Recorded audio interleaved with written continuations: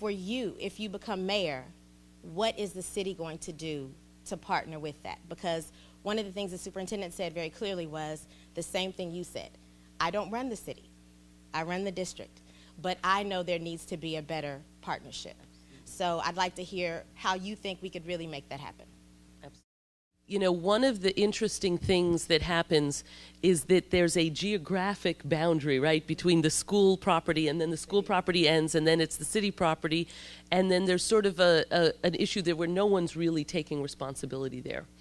And so, you know, one of the issues in terms of that intersection is around the safety for the students getting to and from school.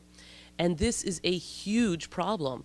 I mean, we talk about attendance rates and truancy as part of what undermines educational viability.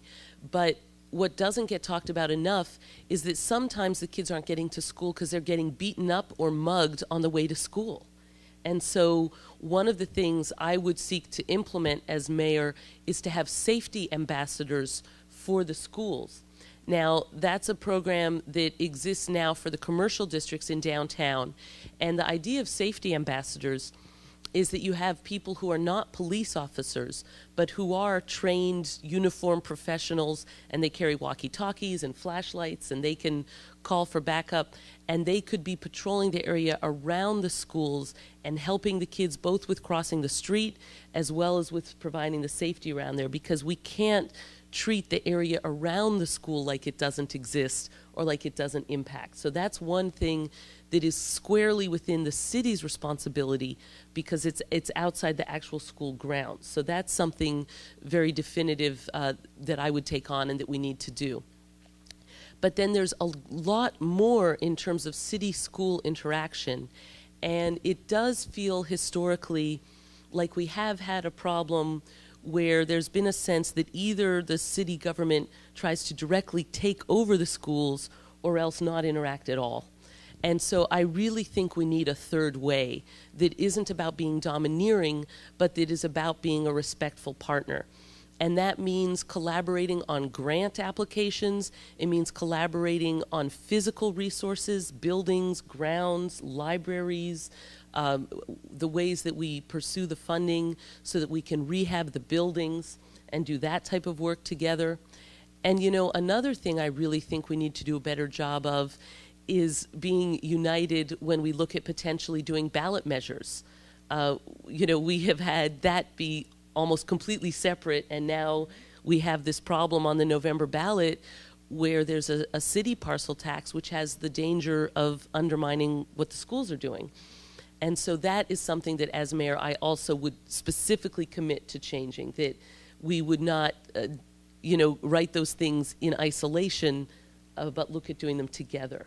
And so I think that's another piece that's been missing in terms of how we really see this as a united goal, that we need for our schools and our kids to succeed in order for our city to succeed. And to have two different groups of people writing separate measures and not really an attempt about how do they go together and how might they impact each other. So I see those as additional collaborations that I would like to make sure happen.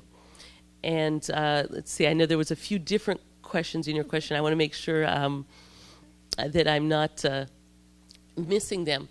I also think, you know, when you look at the funding, you know, the schools obviously are funded by average daily attendance. And so when kids miss school, that impacts the kid, it impacts the school, and then we can get into this downward spiral of worsening funding and worsening schools.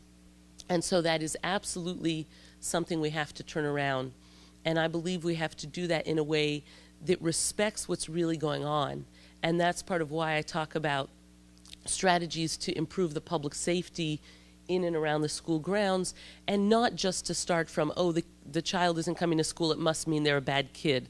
That's often not actually the case. And so we need to have a broader view of why that might be going on and what we can really do to solve it. And some of our children are missing school because they're homeless or have a very challenging home situation, even if they're not quite homeless but have problems at home. And so I think we need to look at this in terms of the whole community And I absolutely agree with the vision of the schools as community centers for many activities. And for example, we have some of our elementary schools now that are doing dual immersion are also providing language classes for the adults in the community as well. So we do have here a lot of great examples of those kind of efforts going on, and I absolutely support Tony Smith's work in that regard. So how do you look at, and especially systemically, from the mayor's view down, how do we look at really kind of repairing and rebuilding those relationships? Well, there has been a at least 5-year discussion about sharing grounds that has barely moved in years. And it gets talked about at City Hall, and then nothing happens. And part of the problem, I believe, is that initially some council members put out, well, let's open all the school grounds. And then some people at the school district were like, well, we're a little worried about that. The grounds might get trashed. And then the conversation sort of stopped.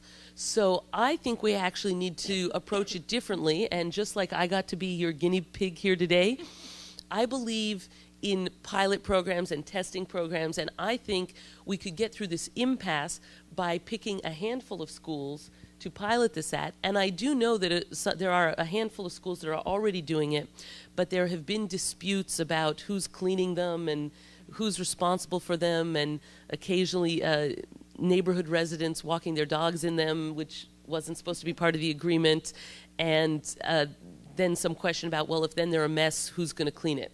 So I think we need to come up with a coherent, clear agreement about responsibilities where the school is providing the grounds, and where Parks and Rec is brought in as a clear, real partner with an actual agreement in terms of some maintenance help, and pick a handful of schools to do those agreements with in different areas throughout the city, particularly in parts of the city where there aren't other parks, where there will be that as an opportunity, and launch it at a few places rather than do nothing because we're not ready to do everything.